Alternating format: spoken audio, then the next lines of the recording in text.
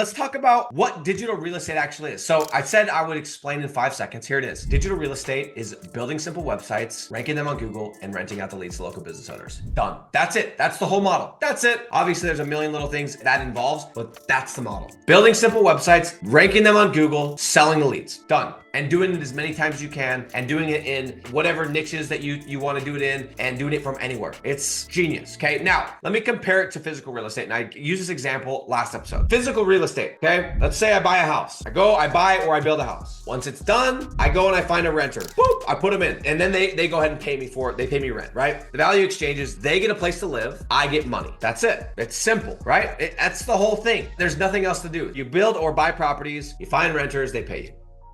That's real estate. That's it. So how does this work? Well, it's the same exact thing. Instead of a house, you have a website. Instead of a renter or a tenant, you have a business owner. And instead of a place to live, they are getting leads. They are getting the phone calls that come from the website. That's it. And just like in regular real estate, you have cash flow, right? Cash flow is going to be what they're paying you. And then you take away all the expenses that you have, what you pay the bank, the electricity, whatever, however you structure your contract. In this business, it's the same. They pay you a certain amount per month and you take out your expenses. But the genius behind this is the expenses are a fraction of the cost of the expenses with a regular property. And to build one of these properties, it is almost nothing. It's peanuts. You can build one of these for less than $100. I can prove that to you. So the other things that I love about this, because that's the similarities, right? It is, you're just building an asset or a property. You're finding a tenant or a business owner and they're paying you and you're giving them something in exchange. That's it. It's the same exact thing, but you're doing it online. So the difference is with this versus regular real estate is with this, you're doing it online. The other difference is you can do this from anywhere. The other difference is the cost to do this is peanuts. Another difference is there's nothing that stops you from scaling. The other thing is you can do this in any industry. There's so many things. Now, to be fair, to say that this is better than physical real estate, I'm not going to say that, because you know what I'm doing is I'm taking my money from digital real estate and I'm trying to invest in physical real estate. Now, at this point, I have a couple homes. I have 2 commercial properties I own by myself, and then I have another commercial property that I own with some partners. So I think they're both good. And if you had unlimited cash, then do physical real estate, because physical real estate allows you to do things that digital doesn't. And just to be fair, with physical real estate, you can depreciate, which gives you a huge advantage on taxes. You can't do that with digital. So again, I'm not the guy that's completely lost his mind at saying it's better than physical. I'm just saying this is the quickest, in my opinion. It is the simplest, number one, the simplest business model on the internet. And number 2, it is the most predictable, guaranteed way for you to make semi-passive income today. It is the most guaranteed and predictable way for anybody to make semi-passive income today. And if anyone comes to me, which I have a lot of people that come to me, whether it's family, it's friends, whatever, and they say, Nick, what should I do? I'm tired of my job. I'm sick of it. I went to school and I'm in this career and I'm corporate and I don't know what to do. And I see you traveling and I want to do that too. Or I don't have it. I'm sick of telling my kids and my wife that no, and I can't upgrade the car. What should I do? And you know what I say every time is this. I'm like, are you willing to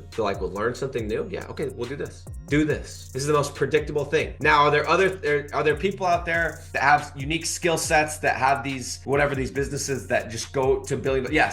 Yes. But for the majority of us that are just average, that are just normal freaking people, this is the most tried and true, predictable way, in my opinion, to get yourself out of your current situation, free yourself from the job, and escape the rat race. Meaning, make it so you don't have to work. You can pay your bills with this semi-passive income that comes from these websites. So that is digital real estate in a nutshell. So a couple different names that you're going to hear me use and you're going to hear across the internet is rank and rent. You're going to hear website rental. You're going to hear local lead generation. I like the term digital real estate. And so I know that can be a bit confusing because it seems like that's becoming a buzzword. And it's like, well, is that the metaverse? Is that crypto? Whatever, right? It's kind of become popular recently. But I like the term digital real estate. And that's because of what I just described. If you tell people you're in real estate, I'm a real estate investor, they're like, okay, that makes sense. I own rentals. Me too. I own website rentals. I own digital real estate.